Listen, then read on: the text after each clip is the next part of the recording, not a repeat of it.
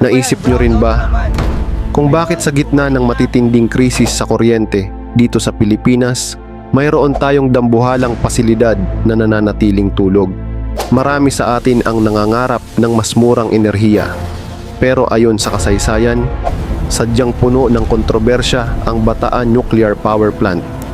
Ang dahilan, ang ating kasaysayan. Ang BNPP ay itinayo noong 1970s bilang sagot sa krisis sa langis sa buong mundo. Dito, mahigit 2 bilyong dolyar ang ipinuhunan para sa isang reaktor na magbibigay sana ng sapat na kuryente sa Luzon.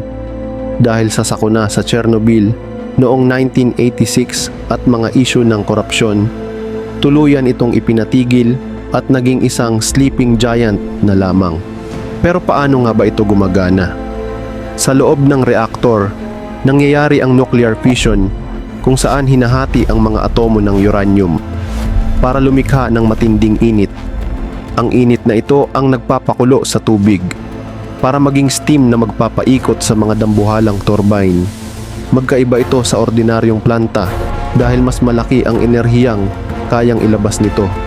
Para maging ligtas, kailangang ang temperatura sa loob ay kontrolado at ang istruktura ay matatag laban sa lindol.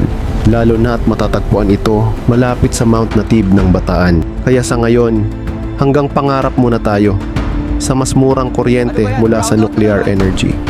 Pero ang tanong, kung muli manggisingin ang higanteng ito sa Bataan, handa nga ba ang ating bansa sa ganito kalaking responsibilidad at panganib?